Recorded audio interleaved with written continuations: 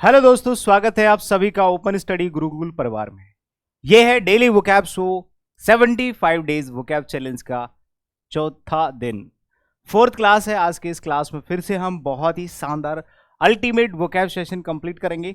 Target रहता है कि लगभग 100 वर्ड्स के करीब आपके पास कलेक्शन पहुंचे। 25 स्लाइड्स आपको देखने को मिलेंगी। ठीक है, 20 to 25 स्लाइड्स में आप लोगों को बहुत अच्छे अच्छे वर्ड्स में आपको डिस्कस कराऊंगा। याद कराने की जिम्मेदारी आपको, क्लास में ही आपको वर्ड्स याद हो जाएंगे। ठीक है, तो चलिए मेरे भाई शुरू करते हैं। सभी लोग सेशन को शेयर कर दो फटाफट से। और जो लोग लाइक नहीं करते हैं ना भाई साहब, पाप लगेगा, क्योंकि आपकी अटेंडेंस होती है लाइक बटन। सभी लोग सेशन को लाइक करेंगे, दोस्तों के साथ शेयर कर दिया करो। जो लोग नए हैं सब्सक्राइब कर लेना। कमेंट जरूर करना मेरे भाई, सेशन के बाद कमेंट जरूर किया करो। टेलीग्राम चैनल्स पे आपको पीडीएफ मिल जाती है, ओपन स्टडी और इंग्लिश बाय अनिल जादव। तो आज की क्लास का पहला वर्ड है आपके सामने मेरे भाई, देख लो। यहां पे आपको सब कुछ मिल जाएगा। ठीक है ना, इसे कहाँ रखूं, यहां रख देते हैं।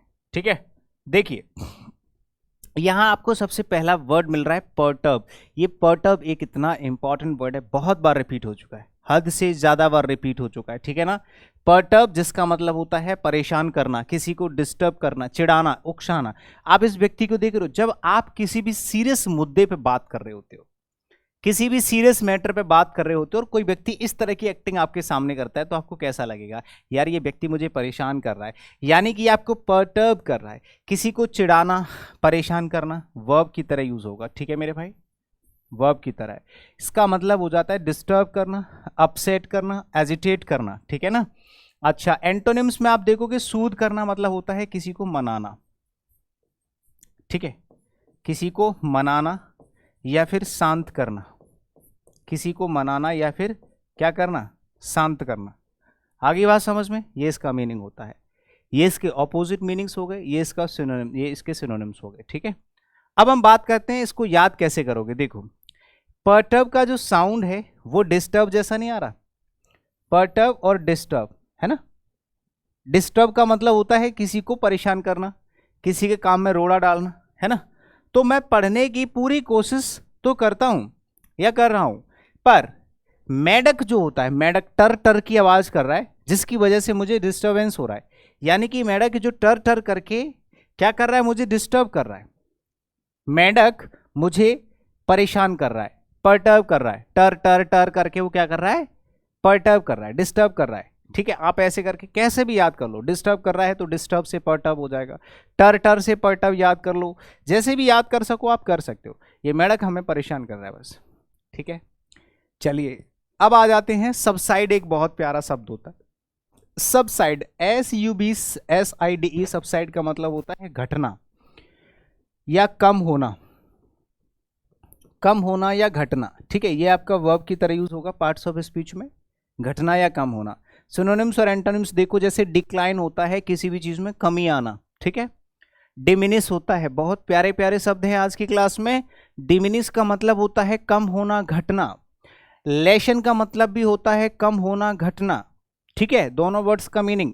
इंक्रीज का मतलब होता है बढ़ोतरी होना, बढ़ना।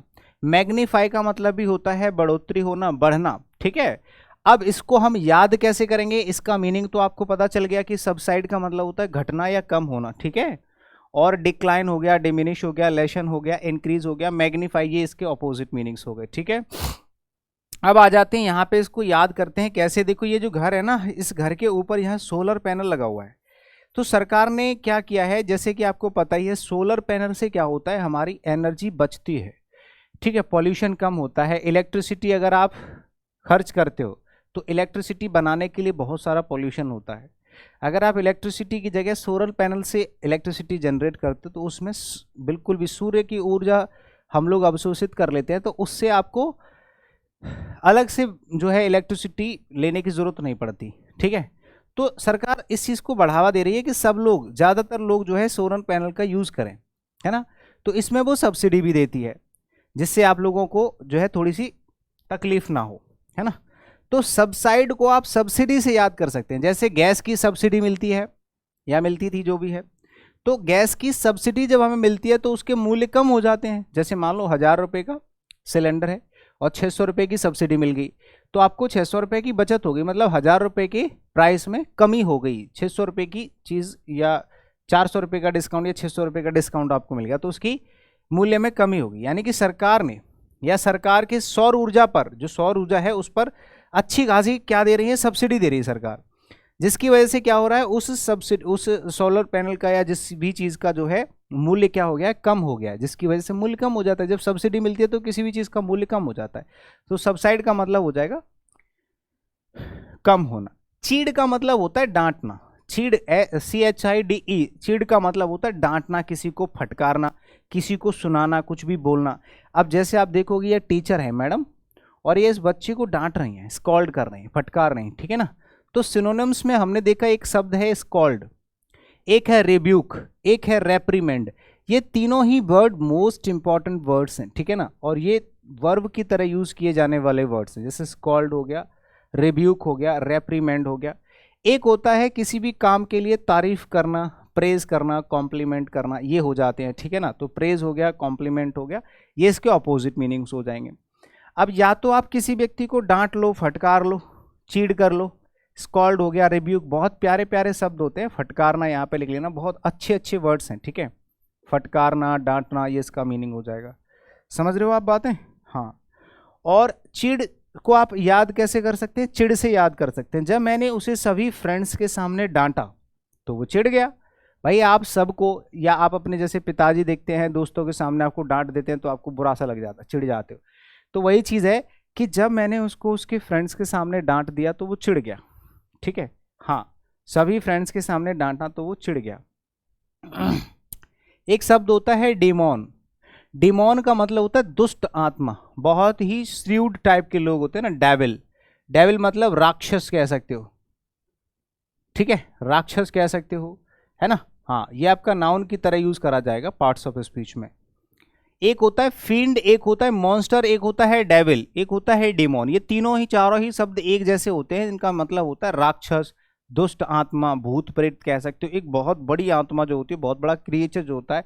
जैसे आप देख रहे हो ये व्यक्ति है, अब इस व्यक्ति को आप क्या कहोगे? ना तो ये जानवर है, ना ये इंसान है, ना ये भूत प्रेत, कुछ नहीं, ये अजीब सा ही है। ये एक अजीब सी आत्मा है, मतलब दुनिया से सबसे अलग। तो इसको हम क्या कहेंगे भाई? इसको कहेंगे ये डेविल है, राक्षस, या फिंड है, या मॉन्स्टर है, या डिमोन है। एंजल होता है देवदूत, देवदूत कह सकते हो, ठीक है, या फिर देवता कह सकते हो, ठीक है। अब डेमोन का जो साउंड है वो है दमन। दमन का मतलब होता है खत्म करना, ठीक है। दमन का मतलब होता है दबा देना, समाप्त कर देना, खत्म करना। तो जितनी भी दुष्ट आत्माएं होती हैं, है ना, वो हर किसी का दमन करना चाहती हैं। जैसे अगर आपके घर में भूत आ गया, या मान लो आपके ऊपर भूत आ गया, तो वो क्या चाहेगा आपसे? आपसे यही चाहेगा कि आप खत्म हो जाओ, आपका सब बर्बाद हो जाए, ऐसे ही तो चाहेगा, है ना। तो इसको कहते हैं दमन करना, ठीक है मेरे भाई। तो दमन मतलब जितनी भी दुष्ट आत्माएं होती हैं वो दमन करना चाहते हैं। अगर आप इंस्टाग्राम यूज़ करते हैं तो अनिल जादौन इंग्लिश करके इंस्टाग्राम अकाउंट है मेरा, आप वहाँ पे मुझे फॉलो कर सकते हैं। और टेलीग्राम पे आपको PDF वगैरह मिल जाती हैं सारी, ओपन स्टडी टेलीग्राम चैनल पे, ठीक है ना। एक होता है डिसोनेंस। डिसोनेंस, डिसोनेंस का मतलब क्या होता है? वह जो चीज़ कर्कश होती है ना, कर्कश मतलब बहुत ही बेकार, बहुत ही कटु, बेकार, तो उसको हम डिसोनेंस कहते हैं। अब ये तो नाउन है, डिसोनेंट हो जाएगा तो कर्कश हो जाएगा, और डिसोनेंट हो जाएगा तो कर्कशता हो जाएगा। ये आपका नाउन की तरह यूज करा जाएगा, ठीक है। ये क्या होगा? नाउन की तरह यूज करा जाएगा, है ना। और सिनोनिम्स में देखो कि डिसएग्रीमेंट है, इनकॉन्ग्रेटी है, ये तो इसके सिनोनिम्स हो जाएंगे, ठीक है ना। हाँ, ये तो इसके सिनोनिम्स हो जाएंगे। और ये इसके एंटोनिम्स हो जाएंगे, जैसे एग्रीमेंट है, हार्मोनी है, ठीक है। हाँ, ये हो जाएंगे इसके एंटोनिम्स। जैसे एग्रीमेंट है, इसको कहते हैं सहमति। हार्मोनी होता है समरूपता या सहमति, ठीक है ना, इसको कहते हैं समरूपता या सहमति। डिसएग्रीमेंट, इनकॉन्ग्रेटी, एग्रीमेंट, हार्मोनी होता है सहमति, ठीक है मेरे भाई। हाँ, अब आप इसको कैसे याद करोगे? देखो, डिसोनेंस को आप कैसे याद करोगे? कर्कश। डिसोनेंस, डिसोनेंस, डिसोनन, डिसोनन, दिशानन। दशानन क्या होता है? दशानन रावण का दूसरा नाम था, दशानन। तो डिसोनेंस से डिसोनन, दिसोनन, यहां तक ले लो। इसमें से बन गया दिसोनन का जो साउंड है वो दसानन हो गया। दसानन मतलब होता है 10 सिरों वाला, 10 सरों वाला, जिसके 10 फेस थे, 10 चेहरे थे, उसको कहते हैं रावण दसानन। ठीक है, तो दसानन से आप याद कर सकते हैं, जब भी दसानन हंसता था तो उसकी जो आवाज थी वो बहुत ही कर्कश थी, जिसकी वजह से कर्कशता फैल जाती थी चारों तरफ। रावण जब बोलता था या हंसता था तो उसकी बोली बहुत ही कर्कश लगती थी, चुभने वाली, उसकी आवाज में कर्कशता थी। तो आप दसानन से याद कर सकते हैं डिसोनेंस। ठीक है, एक और वर्ड है मेरे प्यारे साथियों, मैलिशियस। क्या है? मैलिशियस। जानते हो ना मैलिशियस क्या होता है? कितनी बार रिपीटेडली पूछा गया है। ये आपके एग्जाम्स के लिए फेवरेट वर्ड्स हैं एग्जामिनर के, जो एग्जामिनर पूछ सकता है। ठीक है, तो मैलिशियस एक शब्द होता है जिसका मतलब होता है द्वेषपूर्ण, यानी कि जब आप किसी भी कार्य को द्वेषपूर्ण करते हो, है ना, या फिर कह सकते हो बहुत ही मैलिग्नेंट है। द्वेषपूर्ण मैलिशियस होता है बुरा व्यक्ति, आप ऐसे कह सकते हो बहुत ही बुरा व्यक्ति है, बुरा आदमी है। ठीक है, हाँ। स्पाइटफुल है, मैलिवुलेंट है, या फिर मैलिग्नेंट है, इसको मैलिशियस कहते हैं। दुष्ट कह सकते हो, दुष्ट प्राणी है। और एक कुछ लोग अच्छे लोग होते हैं, जैसे एमिएबल है, ये आपका ऐसा व्यक्ति है जो दोस्ताना है, बहुत ही फ्रेंडली कोई व्यक्ति है। ठीक है, दोस्ताना है। कॉर्डियल है। ठीक है, हाँ। हार्दिक, कॉर्डियल का मतलब होता है हार्दिक, बहुत अच्छा व्यक्ति है अगर कोई, तो उसको हम लोग कहते हैं एमिएबल, एमिकेबल, कॉर्डियल, बेनिवोलेंट। समझ गए मेरी बातें? तो बेनिवोलेंट और मेलेवोलेंट ये दोनों क्या हो जाएंगे? एक दूसरे के अपोजिट हो जाएंगे। ठीक है ना? आगे बात समझ में? हाँ। अब आप इस फोटो को देखोगे कि इस व्यक्ति को आप जब देख रहे हो, ये व्यक्ति क्या कर रहा है? इसके पीछे भाग रहा है। ये तो दिमाग कर लगा रहा है, तरक्की कर रहा है, सोच रहा है कुछ बढ़िया इनोवेटिव सा, और ये इसके पीछे हथौड़ा लेके भाग रहा है कि मैं इसकी जान ले लूंगा। ये इतना अच्छा कैसे सोच सकता है? तो इन दोनों में से आप देखोगे ये ज़्यादा अच्छा आदमी है और ये बुरा आदमी है, और ये अच्छा आदमी है। तो दोनों एक दूसरे के अपोजिट यहाँ पे खड़े हुए हैं। इसको आप एमिएबल कह सकते हो, कॉर्डियल कह सकते हो, लेकिन ये कैसा है? ये मैलिग्नेंट है, मैलिशियस है, स्पाइटफुल है, मेलेवोलेंट है। ऐसे करके आप याद कर सकते हो आसानी से। ठीक है, इसको याद कैसे करोगे? मालिस से याद कर सकते हो। मालिस मालिक, मैलिशियस मालिक, मालिक अस, जो भी हमारा मालिक है, और अस का मतलब होता है हमें। तो मालिक से हमें कभी भी द्वेषपूर्ण भावना नहीं रखनी चाहिए। मालिक, या फिर ऐसे कर सकते हो कि मालिक हमसे द्वेषपूर्ण भावना रखता है ना, हमसे वो जलता है, चिढ़ता है, द्वेषपूर्ण भावना रखता है, तो उसको हम लोग कहते हैं मालिक। ठीक है, तो मालिक, मालिक से हमें कभी द्वेषपूर्ण भावना नहीं रखनी चाहिए। जॉली एक शब्द होता है जिसका जो आपका नाउन की तरह यूज करा जाएगा। जॉली का मतलब होता है खुशी। ठीक है, यहाँ पे लिखा हुआ है। ठीक है, और ये आपका नाउन की तरह यूज करा जाएगा। इससे पहले वाला जो वर्ड था वो एडजेक्टिव था। ठीक है, ये आपका एडजेक्टिव था। ठीक है ना? समझ में आ गई बात है?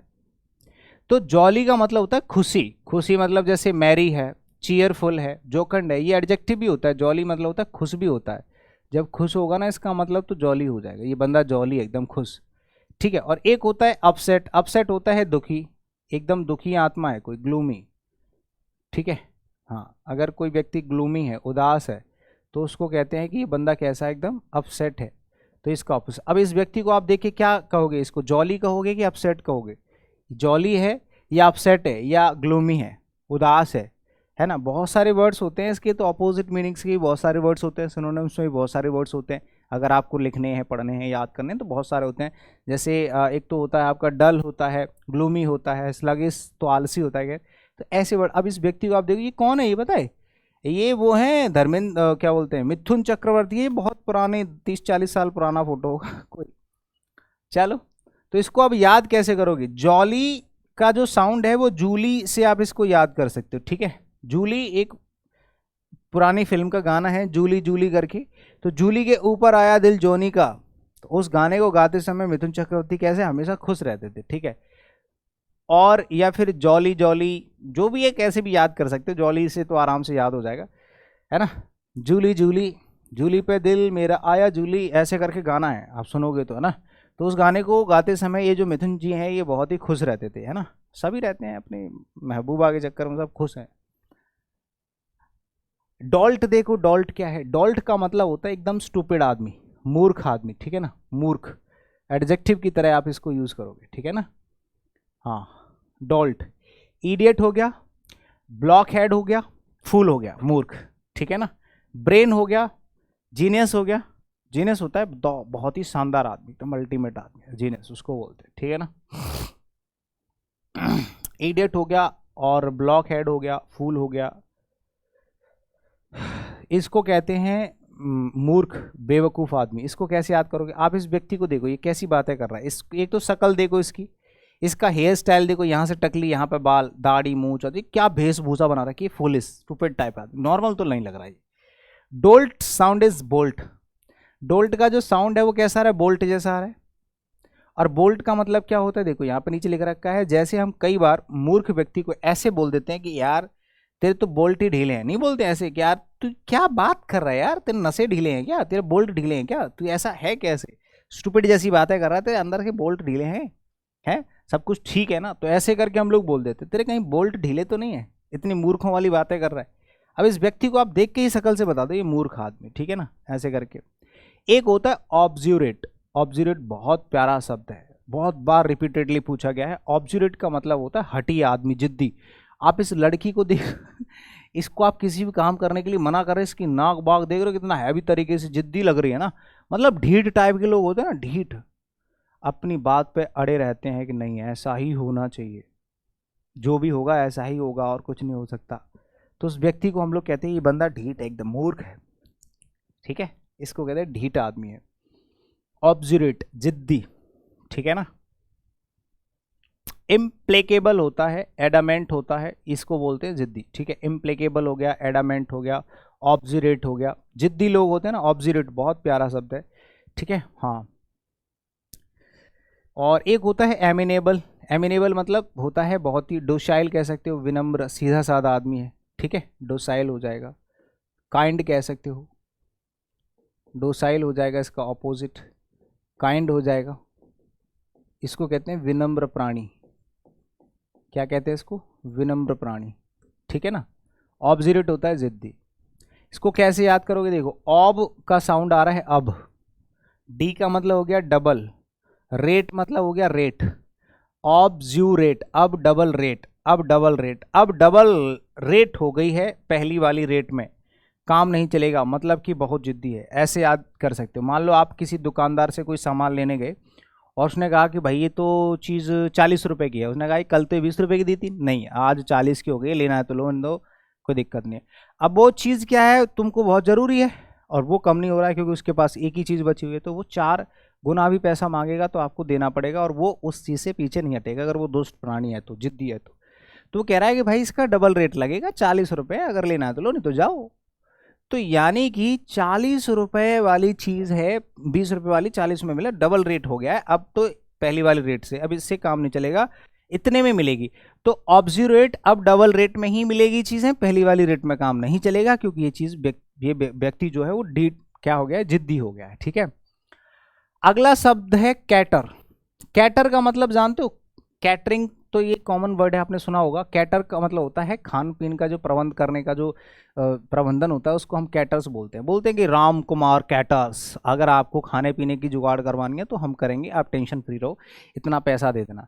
तो कैटर का मतलब होता है खाना पीना, खान पीने का जो प्रबंधन करते हैं ना, उसको बोलते हैं कैटर, वर्ब की तरह यूज़ करोगे आप इसको, ठीक है ना। हाँ, तो कैटरिंग का काम होता है, खाने पीने की चीज़ें बनाते हैं लोग, उनको कैटर्स बोलते हैं, ठीक है। जैसे प्रोवाइड होता है, एक होता है परवे। परवे का मतलब होता है सप्लाई होता है, सप्लाई करना किसी भी चीज़ की, चलो खाने की सप्लाई कर दी, पीने की सप्लाई कर दी, सामान की सप्लाई कर दी, और प्रोवाइड करा दिया आपको कुछ भी, जो भी आप देख रहे हैं कैटर्स, ठीक है। और एक होता है डिप्राइव, मतलब वंचित, इनसफिशिएंट, इसका मतलब होता है किसी भी चीज़ से वंचित होना। जैसे जब भी आप खाना पीना खाने जाते हो शादी में, तो या तो आपको खाना मिल जाता है प्रॉपरली, है ना, क्योंकि वो लोग आपको खाना प्रोवाइड कराते हैं, आपका प्रबंधन कर देते हैं, या फिर आप उसके बिना रह जाते हो, खाना खत्म हो गया। तो अपोजिट मीनिंग में तो यही लिख सकते हो, डिप्राइव या इनसफिशिएंट, कि खाना या तो कम पड़ गया या बिल्कुल बचा ही नहीं, ठीक है। कैटरिंग से आप याद कर सकते हैं, बहुत सिंपल है। कैटरिंग वाले जो कि शादी में खाने पीने का इंतजाम करते हैं, तो वही कैटरिंग होता है, तो इसको आराम से याद कर सकते हो। ठीक है, हाँ, जो भी आपकी शादी ब्याह में जाते हो तो वहाँ पे अब शादियाँ आने वाली हैं। ठीक है, एक होता है एब्सर्ड। एब्सर्ड का मतलब होता है बाह्यादपंथी, बेतुका, है ना, बेतुका, फुलिशली, कोई भी ऐसी चीज जो बहुत ही एब्सर्ड होती है, मतलब बिल्कुल डिफरेंट, बेतुका, इसको कहते हैं। ठीक है ना, एब्सर्ड। समझ में आ गया। रेडिकुलस, रेडिकुलस, रेडिकुलस होता है, प्रिपोस्टरस होता है और सिली होता है। रेडिकुलस, प्रिपोस्टरस और सिली, ठीक है, ये होते हैं बाहियात, बेतुका, बहुत बेकार। वाइज होता है बहुत ही समझदारी भरा, बुद्धिमान। ठीक है, ये होता है बुद्धिमान। तार्किक कह सकते हो,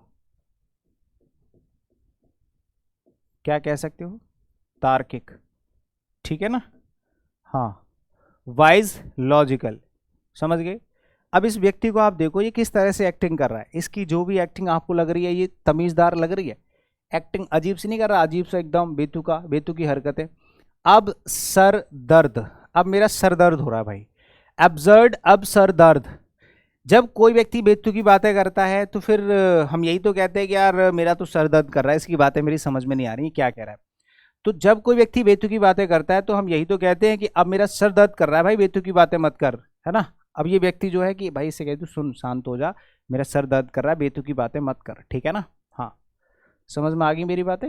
हाँ, तो ये हो जाएगा इसका। चलो नेक्स्ट, सैडिस्टिक कौन होता है। सैडिस्टिक वह व्यक्ति होता है जिसको जरा सा भी किसी पे कोई तरस नहीं आता है, ठीक है ना। निर्दयी, निर्दयी होता है। सैडिस्टिक कौन होता है, निर्दयी होता है, समझ गए। वह व्यक्ति जिसपे, जैसे आप देख रहे हो ये जो दूसरों को पीट रहा है, इसको जरा सा भी तरस नहीं आ रहा, ये निर्दयी है, सैडिस्टिक है। उदासीन है, ब्रूटल कह सकते हो, क्रूर, है ना, एडजेक्टिव की तरह यूज करा जाता है ये वर्ड भी, ये हो जाता है निर्दयी, क्रूर कह सकते हो। वह व्यक्ति जो क्रूरता से पेश आता है उसको कहते हैं। क्रूल भी होता है, बारबरस भी होता है, बहुत प्यारे प्यारे शब्द हैं। बारबरस हमने बताया था। कई बारी जो मेन वर्ड्स हैं वो सिनोनिम्स और एंटोनिम्स में आ जाते हैं, और एंटोनिम सिनोनिम्स वाले मेन वर्ड में रिपीट होते रहते हैं, जिससे कि आपका एक सर्कल बना रहा है, एक साइकिल बना रहा है, ठीक है ना। हाँ, वेरी गुड। तो यही चीज आपको ध्यान रखनी। जैसे चैरिटेबल है, तो चैरिटेबल कौन होता है, वह व्यक्ति जो दानवीर होता है, ठीक है, दानवीर, दानी जिसको कहते हैं, जो तरस खा जाता है किसी पे भी। बेनेवोलेंट कौन होता है, देखो, बेनेवोलेंट कौन होता है, भला आदमी होता है। बेनेवोलेंट होता है वह व्यक्ति जो भला आदमी होता है, ठीक है ना। हाँ, भला आदमी होता है, उसको बेनेवोलेंट कहते हैं। अब इसमें से आप फोटो से तो देख ही रहे होगे कि ये व्यक्ति जो है निर्दयी आदमी है। सैड मतलब होता है दुखी, और स्टिक मतलब होता है स्टिक, छड़ी। जो व्यक्ति लोगों को छड़ी से, स्टिक मतलब होता है छड़ी, है ना, तो सैड स्टिक, सैड आदमी स्टिक। जो व्यक्ति लोगों को छड़ी से मार मार कर दुखी कर देता है वो व्यक्ति निर्दयी होता है। वह व्यक्ति जो छड़ी से मार मार के लोगों को दुखी कर देता है, वह व्यक्ति जो मारता है वो निर्दयी होता है। आ रही है बात है समझ में। हाँ, आ रही है बात है समझ में, ठीक है। चलो, सिग्निफिकेंट का मतलब होता है महत्वपूर्ण। सिग्निफिकेंट का मतलब होता है महत्वपूर्ण, समझ में आ गई बात, महत्वपूर्ण। हाँ, सिग्निफिकेंट का मतलब होता है महत्वपूर्ण, और इनसिग्निफिकेंट का मतलब होता है लापरवाही से भरा हुआ, तुच्छ, बेकार, बाहियात, ठीक है। हाँ, इंपॉर्टेंट होता है वह चीज जो बहुत ज्यादा महत्वपूर्ण होती है, इंपॉर्टेंट हो जाएगा। सब्सटेंशियल का मतलब होता है वह चीज जो बहुत ही सब्सटेंशियल है, वही चीज जो बहुत अच्छी चीज है, इंपॉर्टेंट है, जरूरी है, सब्सटेंशियल है, ठीक है ना, इसको बोलते हैं। और एक होता है लेस इंपॉर्टेंट, अनसिग्निफिकेंट, इनसिग्निफिकेंट, अनइम्पॉर्टेंट, ठीक है, यहां पे लिख लो इनसिग्निफिकेंट।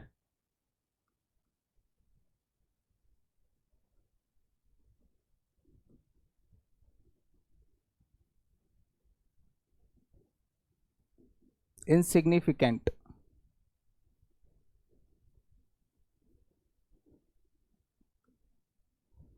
ठीक है। अब आप देखो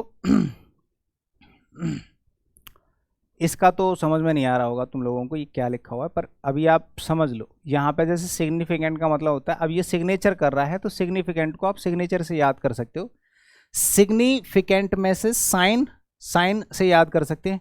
हर व्यक्ति के जो सिग्नेचर होते हैं यानी कि जो साइन होते हैं वो बहुत ज़्यादा महत्वपूर्ण होते हैं, क्योंकि उसी से आपका जो है बैंक बैलेंस मेंटेन रहता है, उसी से आपके स्टेटमेंट सही माने जाते हैं कि सही गलत में क्या फ़र्क है।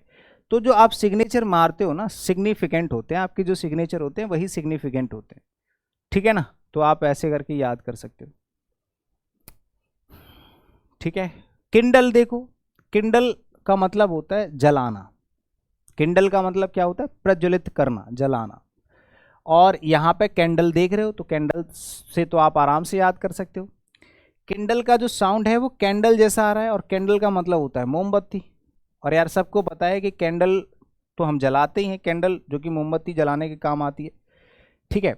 तो किंडल का मतलब होता है जलाना, ये वर्ब की तरह यूज होगा, आग लगाना या जलाना, प्रज्वलित करना। Fire, ignite, inflame, arouse, extinguish, quench, ये सब देखो। क्वेंच का मतलब होता है बुझाना, जैसे मान लो आग लगा दी आपने, ठीक है, तो आग लगा दी तो उसको फायर बोलेंगे, लाइटन बोलेंगे, इग्नाइट बोलेंगे, और बुझा दी तो एक्सटिंगाइज बोलेंगे, क्वेंच बोलेंगे, इस तरह से, ठीक है ना। एक होता है बंगले। बंगले का मतलब होता है गड़बड़ कर देना, मतलब मैशअप करना, किसी भी चीज़ को झोल मोल कर देना, इधर का उधर कर देना, ठीक है। आप देख रहे हो ये जंगल है, जंगल से आप बंगल को याद कर सकते हैं। बंगल का मतलब होता है बोझ करना या मैशअप करना, इधर उधर कर देना, गड़बड़ झाला करना। बंगल मतलब होता है स्क्रू अप करना, मिला देना, झोल मोल कर देना। बंगल मतलब बोझ करना, मैशअप करना, स्क्रू अप करना। और सक्सीड मतलब सफल हो जाना या मैनेज करना, ठीक है, प्रबंधन करना अच्छे से। अब इसको आप कैसे याद करोगे जरा देख लेते हैं। देखो यहाँ पे आप ये जो फोटो देख रहे हो इसके अंदर जंगल दिखाई दे रहा है और उसमें आर्मी वाले घूम रहे हैं, ठीक है ना। हाँ, तो जो साउंड है जंगल का, है ना, इस बंगल का, वो कैसा साउंड आ रहा है? जंगल जैसा आ रहा है। जो आपका बंगल का साउंड है, बंगल, बंगल का जो साउंड है वो कैसा आ रहा है भाई? जंगल जैसा आ रहा है ना। जंगल से आप इसको याद कर सकते हैं कि जंगल में खो जाते हो, मतलब जब भी हम जंगल में ऐसे चले जाते हैं किसी बड़े वाले जंगल में, तो वहाँ पर हम रास्ता भटक जाते हैं, खो जाते हैं, इधर का उधर चले जाते हैं। इसका मतलब है कि हम जंगल में बंगल हो चुके हैं, हमने जंगल में बंगल कर दिया। जंगल में मंगल नहीं, जंगल में बंगल कर दिया, मतलब मैशअप हो गया। जंगल में खो जाना मतलब कि गड़बड़ कर देना, सब झोल मोल हो जाना। आप कहीं का कहीं पहुंच गए, सब जैसा प्लान किया था वैसा कुछ भी नहीं हुआ, सब गड़बड़ हो गया। भाई साहब टेंटेटिव कैलेंडर आया है, टेंटेटिव आंसर की आ गई है, टेंटेटिव वैकेंसीज हैं, टेंटेटिव जो कुछ भी टेंटेटिव होता है वो आपके एग्जाम्स में आता रहता है। आपने देखा होगा जब भी नोटिफिकेशन कोई भी आता है तो वहाँ पर टेंटेटिव ज़रूर लिखते हैं। अब टेंटेटिव का मतलब होता है अस्थाई, मतलब ये पर्टिकुलर नहीं है, फाइनल नहीं है, ये अभी अस्थाई है, इसमें मतलब कुछ चेंजेस भी हो सकते हैं, उसको कहते हैं टेंटेटिव। टेंटेटिव का मतलब होता है हेजिटेंट, नॉट कन्फर्म्ड, ठीक है। सर्टेन, डेफिनेट और कंफर्म्ड, कंफर्म्ड, ये जो होते हैं ना ये अलग वर्ड्स होते हैं ना। हेजिटेंट हो गया, प्रोविजनल हो गया, अनडिसाइडेड हो गया, ये होते हैं आपका एडजेक्टिव की तरह यूज होगा, एडजेक्टिव की तरह यूज होगा, ठीक है ना। हाँ, और टेंटेटिव जो होता है, जैसे टेंटेटिव कैलेंडर आ गया किसी भी चीज़ का, एसएससी जो कि टेंटेटिव कैलेंडर निकालती है, जिसने अभी इस बार निकाला है कि भैया 2024 का टेंटेटिव कैलेंडर आ गया है कि कौन से मंथ के आसपास कौन सी जो है एग्ज़ाम हो सकते हैं और कौन से एग्ज़ाम का नोटिफिकेशन किस मंथ में आ सकता है। उसका एक टेंटेटिव कैलेंडर है कि इस तरह से हम अपना पेपर और पूरा रिदम कराने वाले हैं 2024-25 में। तो ऐसे ही टेंटेटिव कैलेंडर निकालती है एसएससी, ठीक है ना।